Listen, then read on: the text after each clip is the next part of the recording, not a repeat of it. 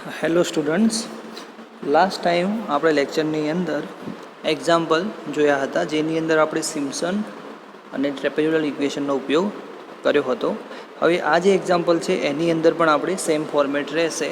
એક્ઝામ્પલની અંદર આપણે દર વખતે શું ધ્યાનમાં રાખવાનું છે કે આપણને કયું ઇક્વેશન પૂછવામાં આવ્યું છે, બરાબર. બીજી વસ્તુ એ કે જ્યારે પણ આપણે કેલ્ક્યુલેશન કરતા હોઈએ તો એ સમયે કેલ્ક્યુલેશનની અંદર જે બ્રેકેટ હોય અથવા તો ડિવાઇડમાં જે પણ વેલ્યુ હોય એનું જે કેલ્ક્યુલેશન હોય, બરાબર, એ કઈ રીતે કરવું એનું પણ મેં તમને થોડી ઘણી ઇન્ફોર્મેશન આપી હતી. તો આજે જે એક્ઝામ્પલ છે એની પણ સેમ મેથડ રહેશે, જેની અંદર આપણને એમ કીધું છે કે the offsets are taken from a survey line to a curved boundary line compute the area by Simpson rule. એટલે કે અનિયમિત હદરેખા માટે સાંકળ રેખા ઉપર નીચે પ્રમાણે આપણને શું આપેલું છે, ઓફસેટ આપેલા છે, બરાબર. અને સિમ્પસનના નિયમનો ઉપયોગ કરી અને આનું કેલ્ક્યુલેશન કરવાનું છે, બરાબર. હવે સૌ પ્રથમ એક્ઝામ્પલની અંદર આપણે શું જોવાનું કે એક્ઝામ્પલની અંદર આપણને ડી જોવાનું રહેશે. જો ડી આપેલો છે એટલે કે ડિસ્ટન્સ આપેલું છે, તો આની અંદર તમને કોઈ જગ્યાએ ડિસ્ટન્સ લખેલું જોવા મળે છે, નથી આપ્યું, બરાબર ને, ડી. તો હવે શું કરીશું કે ડિફરન્સ ચેક કરીશું કે પહેલી વેલ્યુ અને બીજી વેલ્યુ વચ્ચે કેટલું અંતર છે, પછી બીજી વેલ્યુ અને ત્રીજી વેલ્યુ વચ્ચે કેટલું અંતર છે, બરાબર. તો આપણે ડિસ્ટન્સ માટે શરૂઆતની જે વેલ્યુ છે એ 5 છે. 5ની અંદર 5 ઉમેરશો, પછી પાછું 5, બરાબર, પછી પાછું 5. પણ હવે શું થશે, અહીંથી આપણી વેલ્યુ 10 ઇન્ક્રીઝ થવા માંડી છે, બરાબર. પછી 20નો તમારો એડ થતો સરવાળો તમને જોવા મળે છે. એટલે કે સિમ્પલ ભાષામાં સમજીએ તો શું કહેવા માગે છે કે શરૂઆતમાં 5 હતા, 5માં બીજા 5 ઉમેરશો એટલે 10 થશે, પછી બીજા 5 એટલે 15, પછી બીજા 5 એટલે 20, અને જો 5નો ગાળો કન્ટિન્યુઅસ હોય તો હજી બીજા 5 ઉમેરો એટલે 25 થશે. પણ હવે શું થયું, 30 થઈ ગયા, પછી 40 થઈ ગયા. એટલે કે આની વચ્ચે 10નો ડિફરન્ટ છે અને અહીંથી અહીં સુધીનો 5નો ડિફરન્ટ છે, બરાબર. હવે જો અહીંયા જોઈએ તો આપણે શું છે, 40 પછી 50 આવવું જોઈએ ને, 10નો ડિફરન્ટ હોય તો 60 આવી ગયું, એટલે 20નો ડિફરન્સ. સૌ પ્રથમ એક્ઝામ્પલની અંદર આપણે આ જ જોવાનું થશે કે કઈ મેથડ વાપરવાની છે, અને જો મેથડ તમને ના આપ્યું, તમને જે અનુકૂળ પડે બેમાંથી એ વાપરી શકો છો. તો સૌ પ્રથમ કઈ મેથડ વાપરવાની છે, ને બીજી વસ્તુ કે ડી કેટલો આપેલો છે આપણને. ડી ના આપેલો હોય તો મેં તમને જે રીતે હમણાં શીખવાડ્યું એ પ્રમાણે તમારે કેલ્ક્યુલેશન કરવાનું થશે. હવે આપણને અહીં કીધેલું છે કે સિમ્પસનનો રૂલ યુઝ કરવો, પણ ઘણી વખતે આપણને સિમ્પસનનો રૂલ યુઝ કરવો કે ના કરવો એ જોવું હોય તો એ માટે કેલ્ક્યુલેશન કરી દેવાનું કે આપણી પાસે એકી સંખ્યા આવી જોઈએ, બરાબર. ઓડ ઇવન જે તમને કીધું હતું એ પ્રમાણે. તો 1, 2, 3, 4, 5, 6, 7, 8 ને 9, બરાબર. શું થાય છે આમાં, આપણી સંખ્યા ઓકે જ છે, બરાબર ને, એકી સંખ્યા આવે છે. તો આપણે આની અંદર સિમ્પસન રૂલ યુઝ કરી શકીએ, બરાબર. પણ જો 9ની જગ્યાએ 8 આવતું હોય તો બેટર છે સિમ્પસન કરતાં આપણે ટ્રેપેઝોઇડલ રૂલનો ઉપયોગ કરીએ તો કેલ્ક્યુલેશનમાં આપણને ઇઝી રહેશે. અધરવાઇઝ આપણે જે મેથડ કરતા હતા, લાસ્ટ કેલ્ક્યુલેશન હોય એનું અલગથી કાઉન્ટિંગ કરવાનું, એ કરવું પડશે. તો હવે એક્ઝામ્પલના સોલ્યુશન તરફ જઈએ આપણે. તો સોલ્યુશનમાં મેં તમને પહેલાં પણ કીધું કે શરૂઆતમાં શું છે, 5નો ઓફસેટ છે, પછી 20 to 40 માટે 10 અને 40 to 80 માટે 20નો ઓફસેટ છે, બરાબર. આ રીતના ઓફસેટ આપણને આપેલા છે. આ તમારે લખવાનું છે, બરાબર, કે અહીં અલગ અલગ ઇન્ટરવલ આપેલ હોવાથી 0 થી 20 વચ્ચેનું અંતર આપણે D1 કહીશું, એના માટે 5 મીટરનો ડિફરન્ટ છે. પછી 20 થી 40 માટે આપણે 10 મીટરનો ડિફરન્ટ છે, અને 40 થી 80 માટે 20 મીટરનો, બરાબર. હવે આપણે વેલ્યુ માટે ઇક્વેશન લખીશું અને એની અંદર વેલ્યુ પુટ કરીશું. તો આ રીતે આપણે સિમ્પસન રૂલ છે જે આપણે જાણીએ છીએ 2 અને 4, બરાબર. અને આગળ ખાલી D/3 યાદ રાખવાનું, એટલે સિમ્પસન રૂલ તમારું થઈ ગયું. ઓલા ઇક્વેશનમાં D/2 છે અને અહીં શું આવે છે, આવું 2 આવે છે. તો સૌ પ્રથમ કેલ્ક્યુલેશન કર્યા પહેલાં એનું બ્રેકેટ બનાવી દેવાનું. બ્રેકેટ એટલા માટે બનાવવાનું કે જ્યારે વેલ્યુ પુટ કરવાની થશે H4 અથવા તો H2 અથવા તો H1, એ વખતે તમારે વેલ્યુ ગોતવા ના જવી પડે. એવી રીતે કે અહીંયા H4ની વેલ્યુ કીધી છે તો કઈ આવશે, તો H4 કઈ છે, આવા 6.1, તો H4ની વેલ્યુ કેટલી આવશે, 6.1. બરાબર ને? એ રીતે આપણે કેલ્ક્યુલેશન આમાં જોઈશું. હવે બીજી વસ્તુ એ છે કે આપણને આ સૂત્ર આપ્યું છે, તો હવે કેલ્ક્યુલેશન કઈ રીતે કરશું, કેમ કે ડીની વેલ્યુ બદલાય છે. તો ડીની વેલ્યુ બદલાતી હોય એટલે એકના એક ઇક્વેશન તમારે જેટલા વખત બદલાતી હોય, આની અંદર આપણે 3 વખત બદલાય છે, 5, 10 અને 20 પ્રમાણે. જો 5, 10, 20, 25 એ પ્રમાણે બદલાતી હોય તો 4 વખત ઇક્વેશન લખવાના થશે આપણે. પણ બને ત્યાં સુધી શું થશે કે એક્ઝામની અંદર કાં તો આ રીતનો એક્ઝામ્પલ હશે જેની અંદર ડી બદલાતો હશે અથવા તો ડી નહીં બદલાતો હોય, એ રીતનો એક્ઝામ્પલ આવતો હોય છે. બરાબર? તો ડી બદલાય છે એ પ્રમાણે ઇક્વેશન જોઈએ તો શું થશે કે શરૂઆતમાં એક ઇક્વેશન લખી દીધું જેની વેલ્યુ હતી આપણી 0 to 20 સુધીની, તો એના માટે ઇક્વેશન લખી દીધું. હવે પછી સેકન્ડ આવશે આપણી 20 to 40 સુધીની વેલ્યુ અને લાસ્ટમાં 60 to 80 સુધીની. એ માટે ઇક્વેશન આ અલગ અલગ લખી દીધા. બરાબર? એ આપણે જોઈ શકીએ છીએ.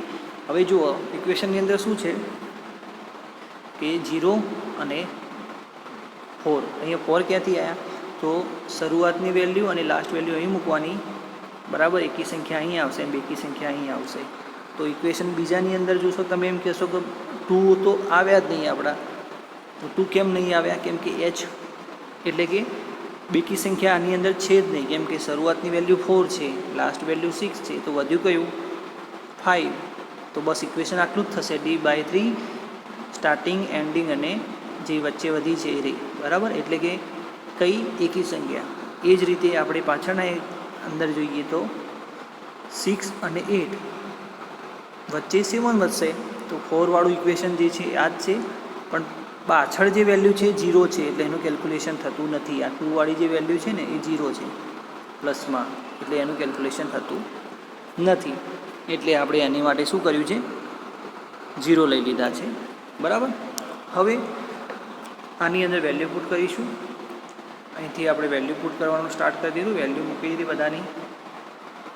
હવે આમાં આપણે જોઈએ શું છે કે 3નો સરવાળો કરવાનો છે, પણ શરૂઆતમાં નહીં કરવાનો. ક્યારે કરવાનો, જ્યારે બધા ડિવાઈડ અને મલ્ટિપ્લિકેશન પૂરા થઈ જાય પછી. બરાબર ને? તો શું કરવાનું, કેલ્ક્યુલેશન મેન છે, ઇક્વેશનમાં વેલ્યુ મૂકશો તમારો આન્સર નહીં આવે, તકલીફ પડશે. જે બ્રેકેટ છે એનું કેલ્ક્યુલેશન પહેલાં કરી દો, પછી મલ્ટીપ્લાય બાય D/3 જોડે કરવાનું. બરાબર ને? તો જ તમારો આન્સર આવશે. હવે આપણે બીજો એક્ઝામ્પલ જોઈશું. આમ તો આ એક્ઝામ્પલ પણ સેમ જ છે, પણ આની અંદર સિમ્પસન રૂલ તમને ના કીધું હોય તો પ્રાયોરિટી હંમેશા ઇંગ્લિશને આપવાની. પણ જો તમે એમ વિચારતા હોય કે ઇંગ્લિશમાં નથી જોવું, ગુજરાતીમાં જ આપણે જોઈ લઈએ, તો સિમ્પસનની જગ્યાએ ઘણી વખતે શું લખ્યું હશે, પરવલય. બરાબર? પરવલય શબ્દ કોઈ જગ્યાએ લખેલો હોય તો તમારે સિમ્પસન રૂલનો ઉપયોગ કરવો હંમેશા. બરાબર? ઘણી વખતે આ પૂછાતું હોય છે, સિમ્પસન આપ્યું જ ના હોય તમને, ખાલી પરવલય રીતથી ગણો, તો શું કરવાનું, આ રીતે કેલ્ક્યુલેશન કરવાનું થશે પેરાબોલિક પ્રમાણે. બરાબર? એવું પણ લખેલું હોય છે. તો આ રીતની અંદર સૌપ્રથમ શું કરીશું, સૌપ્રથમ આપણે ડી જોવાનો. બરાબર? ડી બદલાય છે, સરખો છે, આમાં ડી 15 જ રહે છે. બરાબર? બદલાતો તમને કેલ્ક્યુલેટ કરશો એટલે તમને ખબર પડી જશે. બરાબર? બદલાતો નથી. હવે બીજી વસ્તુ શું કરવાની, કાઉન્ટિંગ કરી દેવાનું, એકી સંખ્યા કે બીજી સંખ્યા, એટલે કે ઓડ કે ઇવન, 1, 2, 3, 4, 5, 6, 7, 8. આ શું થઈ ગયું, બેકી સંખ્યા આવી, 8 એટલે કે બેકી સંખ્યા. તો લાસ્ટ જે છે 2 વેલ્યુ આપી છે એનું કેલ્ક્યુલેશન તમારે અલગથી કરવું પડશે. બરાબર? શરૂઆતથી તમને ખબર હોવી જોઈએ, સિમ્પસન રૂલ છે તો એનું કેલ્ક્યુલેશન અલગથી કરવું પડશે. હવે એના સોલ્યુશન તરફ જઈએ આપણે. તો સોલ્યુશનની અંદર જો તમે બ્રેકેટ બનાવશો તો સારું રહેશે કેલ્ક્યુલેશનની અંદર. બરાબર? કેમ કે H1 H2 H3ની જે પણ વેલ્યુ મૂકવી હોય તમે કોષ્ટકની અંદરથી જોઈ શકશો. અધરવાઇઝ તમને ડાયરેક્ટ ખબર પડતી હોય તો કશો વાંધો નહીં આવે. તો અહીં આપણે શું કીધું, સિમ્પસન નિયમના ક્ષેત્રફળ શોધવા માટે અનુલંબોની સંખ્યા કેવી હોવી જોઈએ? એકી હોવી જોઈએ. પણ આપણને કેટલી આપી છે? બેકી. બેકી આપવા હોવાથી લાસ્ટ બે વેલ્યુની આપણે કેલ્ક્યુલેશન અલગથી કરીશું. અધરવાઇઝ જે છે 0, 6, 4, 2 એકી સંખ્યા બેકી સંખ્યા એ બધું આપણે એઝ ઇટ ઇઝ રહેશે ઇક્વેશનની અંદર. બરાબર ને? હવે વેલ્યુ પુટ કરી નાખીએ આપણે કોષ્ટક પ્રમાણે. કેલ્ક્યુલેશન આનું અલગ કરવાનું, પછી એનો જે આન્સર આવે એને મલ્ટીપ્લાય કરી અને આખાનું એક વેલ્યુ લાવી દેવાની જે અહીંયા બતાવી છે. આનું જે કેલ્ક્યુલેશન છે એ કરી અને એને સાઈડમાં રાખવાનું, કોઈ જગ્યાએ મલ્ટીપ્લાય નહીં કરવાનું. અને આનું કેલ્ક્યુલેશન કરી અને એને પણ નીચે લખી દેવાનું, ભલે અહીંયા આપણને ડાયરેક્ટ જોવા મળતું હોય. પછી આ બેનું કેલ્ક્યુલેશન કરવાનું, આ બેનું જે વેલ્યુ આવશે પછી ટોટલ 3 વેલ્યુનો આપણે સરવાળો કરીશું, તો જ આપણને નીચે આપેલો જે આન્સર છે એ આન્સર મળશે, અધરવાઇઝ આન્સર નહીં મળે. બરાબર? હવે એક્ઝામ્પલ તમને હોમવર્ક માટે આપું છું. એ એક્ઝામ્પલ તમારે ગણી અને પછી મને મોકલવાનું રહેશે. એની જોડે જોડે તમારે જે તમે કોમેન્ટ કરો છો એની સાથે તમારે શું કરવાનું છે, તમારો એનરોલમેન્ટ નંબર, એટલે આખો એનરોલમેન્ટ નંબર લખવાની જરૂર નથી.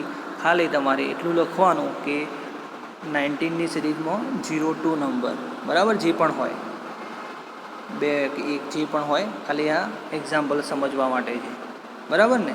એટલે આ રીતે તમારે કોમેન્ટની સાથે સાથે પોતાનો એનરોલમેન્ટ નંબર પણ લખવાનો રહેશે. તો આજના લેક્ચરની અંદર આપણે અહીં સુધી રાખીશું. નેક્સ્ટ લેક્ચરની અંદર આપણે જોઈશું એક્ઝામ્પલ આપણે અહીં પતી જાય છે. બરાબર?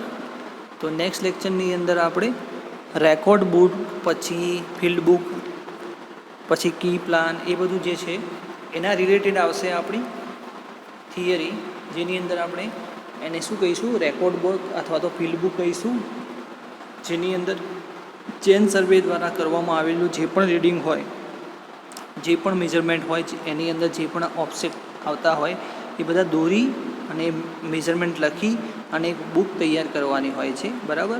અને એ બુક પાછળથી છેલ્લા પદનાથી સ્ટાર્ટ થતી હોય છે. આવી ઘણી બધી માહિતી આપણે નેક્સ્ટ લેક્ચરની અંદર જોઈશું. ત્યાં સુધી તમારે કેલ્ક્યુલેશન કરવાનું છે ઘરે, અને કેલ્ક્યુલેશનમાં તકલીફ આવતી હોય તો તમે ફોન અથવા તો મેસેજ દ્વારા પૂછી શકો છો. અને એક્ઝામ્પલ તમારે મોકલવાનો રહેશે જે તમને આપ્યું છે એ લાસ્ટમાં. બરાબર? તો તમારો એક્ઝામ્પલ આ થશે, કેલ્ક્યુલેટ કરી અને મને મોકલવાનો તમારે રહેશે. આની અંદર ડી નથી કીધેલો. બરાબર? ડી તમારે જાતે શોધવાનો અને સિમ્પસન રૂલનો ઉપયોગ કરવાનો. બરાબર? સિમ્પસનના વધારે પૂછાતા હોય છે એક્ઝામની અંદર. Okay, thank you.